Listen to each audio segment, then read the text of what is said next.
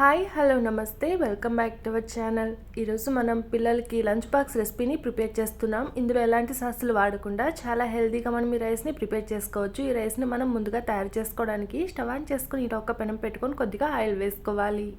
ఇలా ఈ ఆయిల్ కాస్త ఎక్కిన తర్వాత ఇప్పుడు ఇందులోకి 1/2 టీ స్పూన్ దాకా ఆవాలు, జీలకర్ర, 3 స్పూన్స్ దాకా వేరుశనగ గింజలు, అలానే 1 టీ స్పూన్ దాకా పచ్చిశనగపప్పు, మినపప్పు వేసుకొని వేయించుకోవాలి.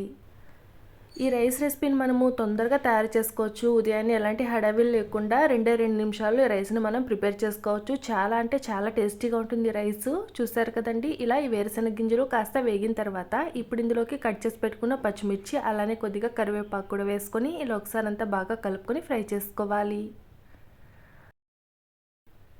చూసారు కదా. ఇలా ఈ పచ్చిమిర్చి కాస్త ఫ్రై అయిన తర్వాత ఇప్పుడు ఇందులోకి ఇలా ఒక చిన్న కప్పుతో పచ్చి కొబ్బరి తురుము తీసుకోవాలి. ఇలా ఈ పచ్చి కొబ్బరి తురుము ఇందులోకి వేసుకొని ఇలా ఒకసారి అంతా బాగా కలుపుకొని ఫ్రై చేసుకోవాలి.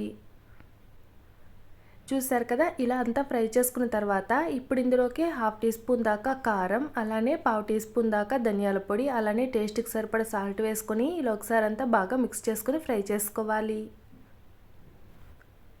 ఇలా ఈ రైస్లో మనము ఎలాంటి సాసులు వాడకుండా చాలా హెల్తీగా మనం ఈ రైస్ని ప్రిపేర్ చేసుకుంటున్నాం. పిల్లలకి ఇలా కనుక లంచ్ బాక్స్లోకి తయారు చేసి పెట్టండి. ఒక్క ముద్ద కూడా మిగిల్చకుండా చాలా చక్కగా తినేస్తారు.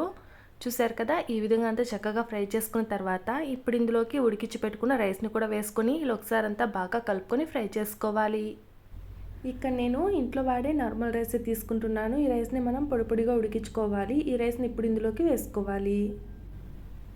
చూసారు కదా. ఇలా ఇందులో వేసుకున్నవన్నీ రైస్కి అంతా బాగా పట్టేలాగా ఇలా ఒకసారి అంతా బాగా మిక్స్ చేసుకోవాలి. ఈ విధంగా అంతా మిక్స్ చేసుకున్న తర్వాత ఇప్పుడు ఇందులోకి సన్నగా కట్ చేసి పెట్టుకున్న కొత్తిమీర, అలానే కొద్దిగా నిమ్మరసం పిండుకొని ఇలా ఒకసారి అంతా బాగా మిక్స్ చేసుకొని స్టవ్ ఆఫ్ చేసుకోవాలి. చూసారు కదండి. చాలా సింపుల్గా మనం ఈ రైస్ రెసిపీని తయారు చేసుకున్నాం. పిల్లలకి స్కూల్కి లంచ్ బాక్స్కి ఇలా కనుక చేసి ఇవ్వండి. చాలా ఇష్టంగా తింటారు. ఒక్క ముద్ద కూడా మిగిల్చరు. అంత టేస్టీగా ఉంటుంది రైస్. మీరు ఒకసారి ట్రై చేయండి. ఎలా వచ్చిందో కామెంట్ చేయండి. అలానే నా ఛానల్ని సబ్స్క్రైబ్ చేసుకోండి.